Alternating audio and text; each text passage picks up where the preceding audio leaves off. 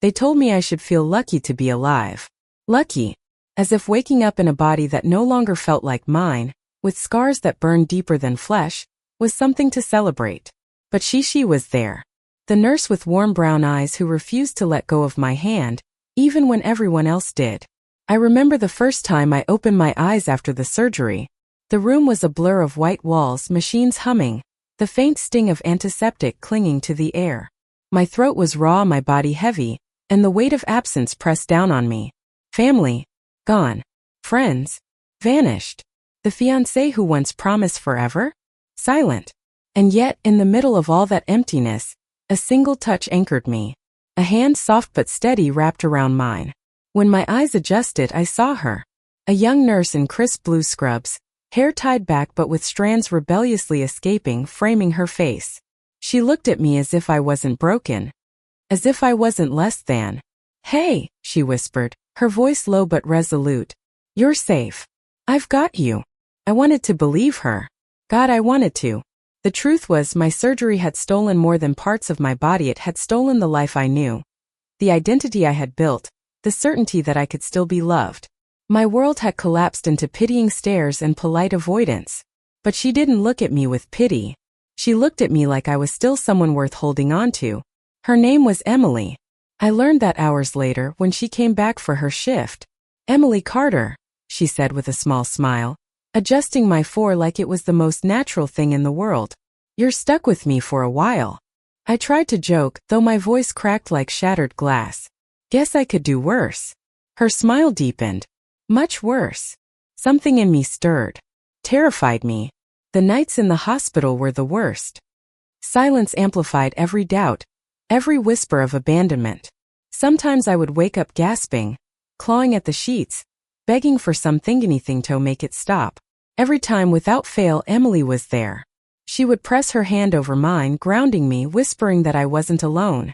One night, after a particularly brutal nightmare, I asked her the question that haunted me most. "Why are you here?" My voice was shaky, my face turned toward the dim glow of the heart monitor. Emily paused. I could hear the soft rustle of her shifting in the chair beside me. Then she said, "Because everyone deserves someone who stays." My throat tightened. Nobody had stayed. Nobody but her. The first time she made me laugh was by accident. She was adjusting my bandages, her brow furrowed in concentration, when the adhesive stuck to her glove and yanked. She cursed under her breath, a sharp, unfiltered sound that didn't belong in the sterile, controlled world of hospitals. My laugh burst out, jagged but real. She looked at me, startled, then grinned like she'd won a battle. "See? You can still laugh," she said. I didn't want to tell her that the sound startled me too because it had been so long. Days blurred into weeks. Recovery was cruel, dragging me across thresholds of pain I never imagined. But Emily was the constant thread through it all. She wasn't just my nurse, she was my anchor, my witness, my quiet rebellion against despair. She talked to me about everything and nothing. The books she loved, the way her little sister was learning to drive, how the hospital coffee tasted like dirty rainwater. Slowly, she stitched pieces of life back into my days. Still, I fought her kindness. I snapped sometimes, angry at myself, at the universe, at the unfairness of it all. Once I told her to stop wasting her time on me. Her face tightened, but she didn't leave. Instead, she leaned down until her eyes locked with mine. "You don't get to push me away," she said firmly. "Not when I know you need someone." Her defiance broke something inside me. It also lit something new. I started watching her more closely. The way her hands moved with precision, her voice softening for scared patience, her laugh bubbling up like sunlight through rain. She was beautiful, achingly so. Not just in the way her eyes sparkled or her smile curved, but in the way she cared. And I hated myself for noticing, for feeling warmth in the middle of my ruin.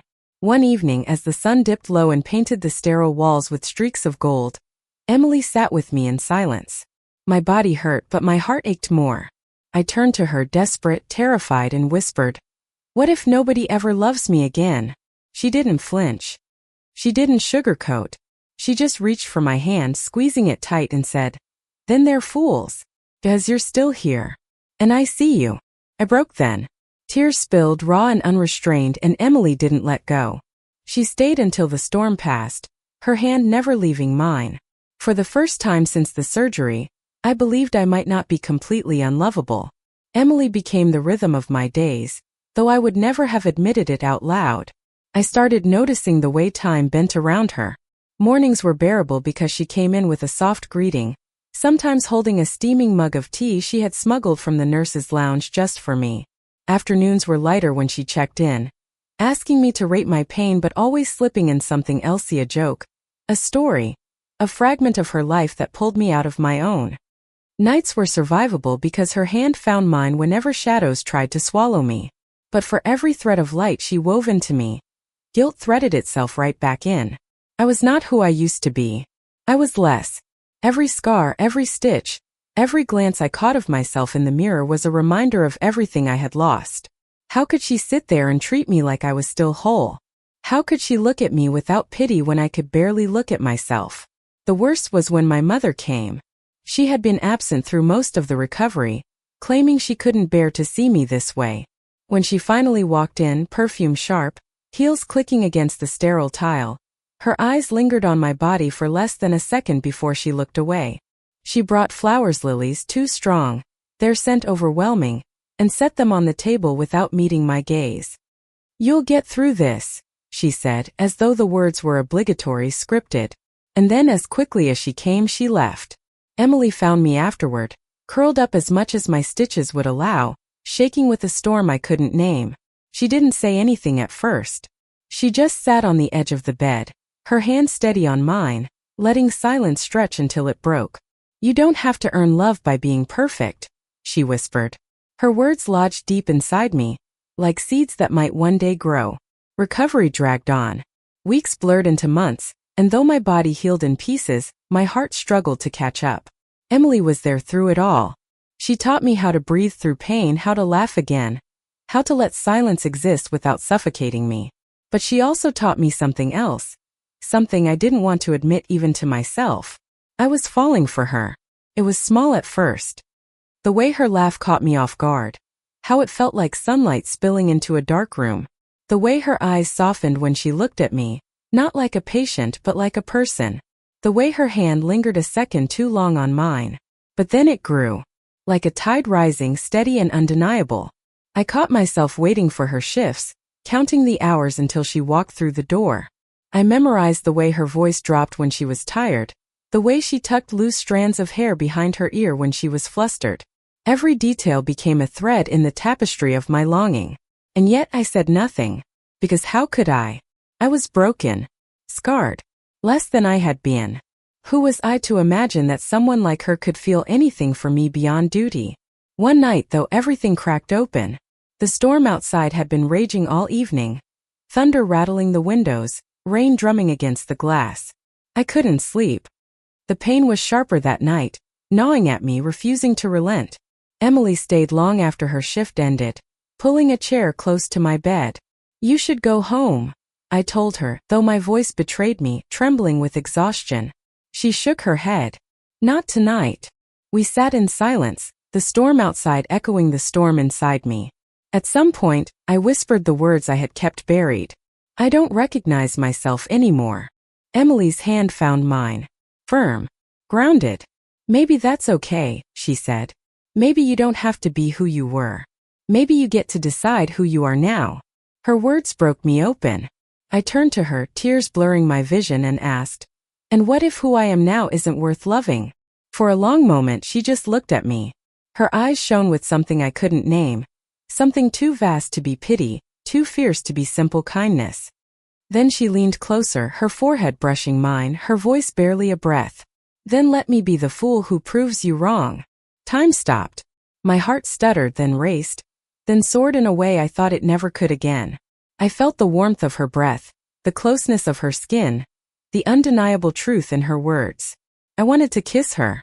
God, I wanted to. But fear held me back.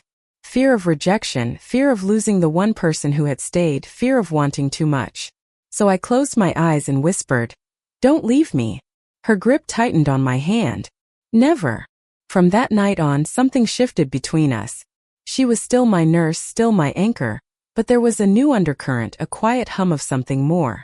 I saw it in the way her eyes lingered on me, In the way her laughter softened when it was just the two of us, in the way silence between us was no longer heavy but charged. I didn't know what we were. I only knew that when she was there the world hurt less. But hospitals are not built for love stories. Rules, lines, boundaries, they loomed over us like walls. And then there was me, still fragile, still healing, still terrified of the future. The day I was discharged was harder than I expected. I should have been happy. I should have celebrated the chance to go home. But instead I felt hollow. Because going home meant leaving her. Emily walked me to the door, her hand steady on my arm as I shuffled forward, weaker than I wanted to admit. We paused at the threshold, the fluorescent lights buzzing overhead, the smell of antiseptic sharp in the air. "So," I said, my voice unsteady, "I guess this is goodbye." Her eyes searched mine, steady, unwavering. "Only if you want it to be." Hope flickered, fragile and dangerous. "And if I don't?" Her lips curved into the softest smile, the kind that had carried me through the darkest nights. "Then maybe it's just the beginning." And for the first time since the surgery, I believed that beginnings were still possible. The weeks that followed were strange, suspended between fear and possibility. I was back in my apartment, the silence pressing in, the walls echoing with absence. But Emily didn't disappear. She texted. She called. She visited on her days off, bringing coffee, laughter, pieces of her world that stitched themselves into mine. It wasn't easy. I had bad days when I couldn't bear to look in the mirror, days when I pushed her away, days when I drowned in the weight of everything I had lost. But she never flinched. She never left.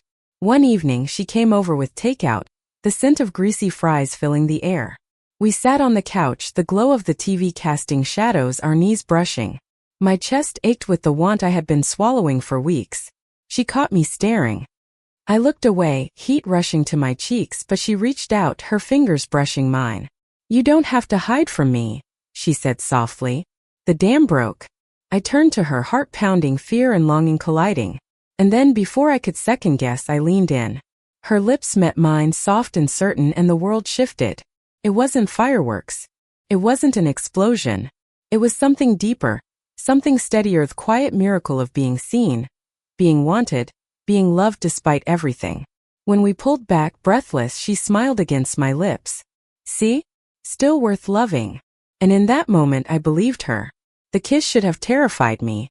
It should have sent me running into the same shadows I had lived in since the surgery, where loneliness felt safer than hope. But instead it felt like a door cracking open, letting light spill into a room I had forgotten existed. Emily didn't pull away. She didn't look at me with pity or hesitation or shock. She stayed there, her forehead leaning against mine, her breath mingling with mine, steadying me. That steadiness became my lifeline. In the weeks that followed, our lives intertwined in ways I never expected. She became my rhythm again, not just in the hospital but outside of it. She showed up at my apartment with groceries when I didn't have the strength to shop. She drove me to follow-up appointments, holding my hand through the long, sterile waits. She sat on my couch with me, watching movies I couldn't focus on, letting her presence speak louder than the words I struggled to find. And yet, the deeper we grew into each other, the louder the doubts grew inside me. I saw the way people stared when we were out together. I heard the whispered judgments. "Isn't that her nurse? Why would someone like her? With someone like that?" Their voices lodged like splinters under my skin, reinforcing the belief that I was a burden, a mistake, a scarred shadow clinging to someone far too good for me. One night, after dinner at her place, something simple, pasta and wine, I found myself spiraling. Emily was in the kitchen, humming softly as she washed dishes, while I sat on her couch staring at the reflection of my body in the glass door. The scars were there, always there, mocking me. When she came back, she found me hugging my knees, tears threatening. She set down her towel, concern softening her features. "Hey, talk to me." I shook my head. "You shouldn't be doing this." "Doing what?" "This." My voice cracked. "Being with me. I'm a mess, Emily. I'm scarred. I'm not the person I used to be. You deserve someone whole." Her silence was sharp, cutting. Then she moved closer, kneeling in front of me, forcing me to look at her. "Do you really think love is about being whole?" My chest heaved. "It should be. You should be with someone who..." "Stop." Her tone was firm, unshakable. You don't get to decide what I deserve. That's my choice. And I'm choosing you. I blinked, stunned. She reached up, cupping my face in her hands, her thumb brushing away the tears I couldn't stop. Scars don't scare me. Pain doesn't scare me. What scares me is you shutting me out because you don't believe you're worth loving. But you are. You are worth every second of this. Her conviction rattled me to the core. For the first time, I wondered if maybe, just maybe, she was right. Still, life didn't pause for our love story. Outside the cocoon we had built, reality pressed in. Her job kept her on exhausting shifts. My recovery was a labyrinth of good days and bad, progress and setbacks. And always, the looming judgment of others hovered like storm clouds. When my old friends finally reached out, months after the surgery, it wasn't with compassion. It was with awkwardness. They invited me to dinner, and for the first time I brought Emily with me. The moment we walked in, the air thickened. Eyes flicked to my scars, then to her hand holding mine. Whispers trailed like smoke. I felt small, suffocated, desperate to disappear. One friend leaned close, voice dripping with false sweetness. It's so brave of you, Emily. To be with her after everything. Brave. As if loving me was an act of charity.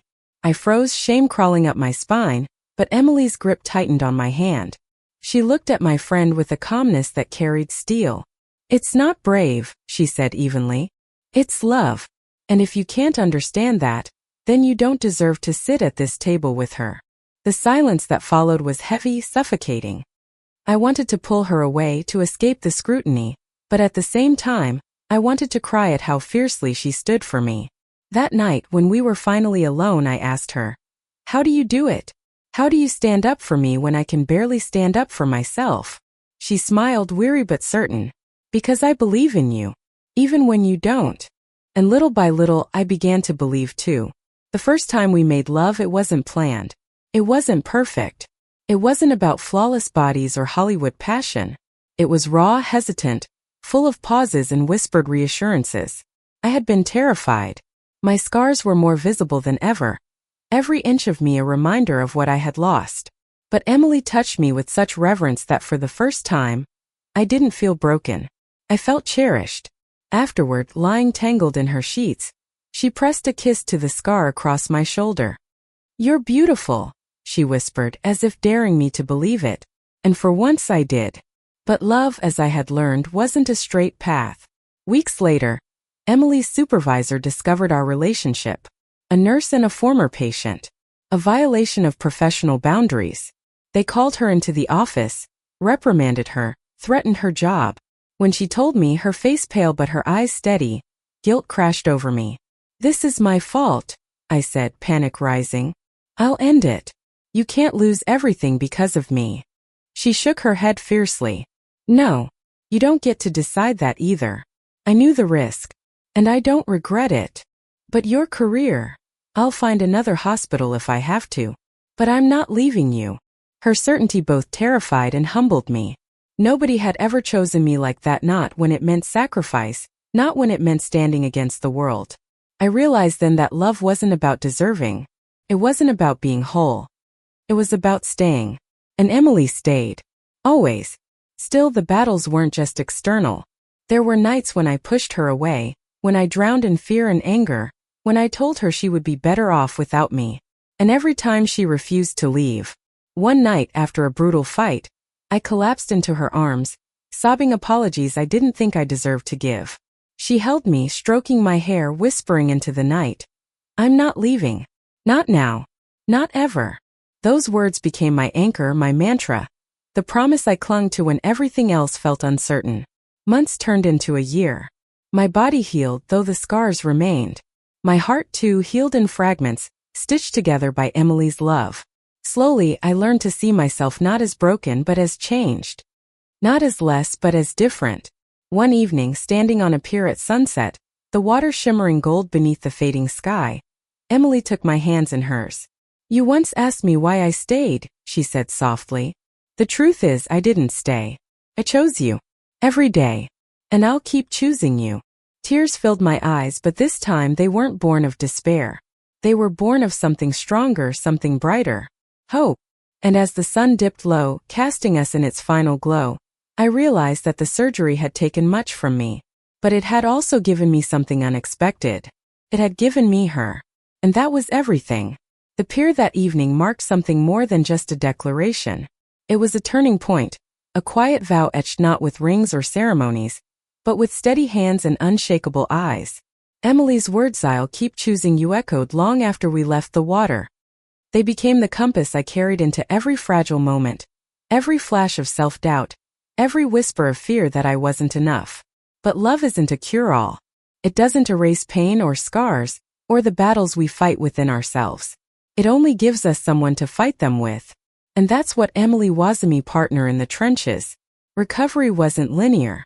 Some days I felt strong enough to walk through the park with her, sunlight spilling through trees, our hands brushing as if the world had no shadows. Other days I collapsed in bed, unable to face mirrors, unable to face myself. And then came the night I thought I would lose her. It started with an argument, something small, trivial, born from exhaustion and my own insecurities. She had been working double shifts, her eyes heavy, her body stretched thin. I accused her of overextending herself, of ruining her life for me. She fired back that I wasn't listening, that she was choosing this, choosing us. "I don't want to be your burden," I shouted. "You're not," she shot back, tears in her eyes. "God, why can't you see that?" The silence after that was worse than any storm. She left the apartment, the door slamming behind her, and I sat there hollow, convinced I had finally pushed her too far. Hours crawled by. Rain pounded against the windows. My chest tightened with every tick of the clock. The old voice returned, the one that whispered I wasn't worth staying for, that everyone leaves eventually. But then just past midnight the door opened. Emily stood there, soaked from the rain, her hair plastered to her face, her eyes red. She crossed the room in 3 strides and dropped to her knees in front of me. "I went outside to think," she said, her voice breaking.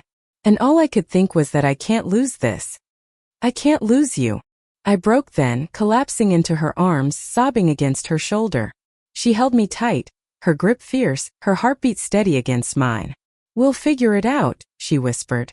"We'll mess up, we'll fight, but I'm not leaving. Not ever." That night I realized something vital. Love isn't about perfection. It's about showing up again and again, even when it's hard. Especially when it's hard. Time passed. Seasons shifted. Scars softened. I began to rebuild, not the life I had before, but a new one, different yet still mine. With Emily's encouragement, I returned to writing, something I had abandoned long before the surgery. My words became a way to process the chaos, to stitch meaning into pain. One essay, raw and unflinching, about loss and survival and the nurse who held my hand, was published in a local magazine. I almost didn't share it with Emily, terrified of exposing too much. But when she read it, tears shining in her eyes, she kissed me and said, "You've given the world what I already knew. You're stronger than you think." Her pride in me became my pride in myself. A year after the surgery, we returned to the hospital not as patient and nurse, but as 2 women holding hands. Walking through those halls was surreal. Memories pressed in, sharp and suffocating, but Emily's grip was firm, guiding me through. We visited the ward where I had spent months of my life. Nurses smiled, surprised to see me upright, laughing, alive. One even joked, "So this is what a happy ending looks like." I squeezed Emily's hand, my heart swelling. Yes, this was what it looked like. The proposal wasn't grand. It wasn't orchestrated with flowers or flash mobs or dramatic speeches. It happened on a quiet evening in our apartment, the city lights flickering through the window, takeout containers scattered on the table. Emily pulled out a small box, her hands trembling just slightly. "I don't have a perfect plan," she admitted. "And I don't have the perfect words. But I know this. I want to keep choosing you every day for the rest of my life. Will you let me?" Tears blurred my vision as I reached for her, my answer spilling out before she could finish. "Yes. 1,000 times yes." When she slipped the simple silver band onto my finger, I felt the weight of everything we had endured, the surgeries, the scars, the doubts, the nights when I thought I would never be loved again, and I realized all of it had led here. To her. To us. Our wedding was small. Intimate. A circle of those who had stayed, those who truly understood. No extravagant gowns, no lavish venue. Just vows whispered under a canopy of trees, sunlight filtering through leaves, our hands clasped, our eyes locked. I promise to stay, Emily said, her voice steady. Through every scar, every storm, every silence. I promise to choose you again and again. My own vows trembled from my lips. I promise to let you in, even when it's hard. I promise to believe in us, even when I can't believe in myself. I promise to hold your hand, as you've always held mine. When we kissed, the world seemed to pause, the air thick with the weight of everything we had survived. For once it wasn't about pain or loss. It was about love. Pure, defiant, enduring love. Years later, when people asked how we met, Emily would grin mischievously and say, "She was my most difficult patient." And I would laugh, shaking my head. And she was the nurse who refused to let go. But in private, when the lights were low and her hand was still warm in mine, I would whisper the truth. She saved me. Not by healing my body, but by seeing me when I couldn't see myself. By staying when everyone else left. By loving me into a future I never thought I deserved. Looking back now, I realize the surgery didn't take everything. It gave me scars, yes. It gave me pain, yes. It gave me nights of darkness I thought I would never escape. But it also gave me Emily. And Emily gave me back my life. Thank you for listening. Like and subscribe to get notifications about next videos.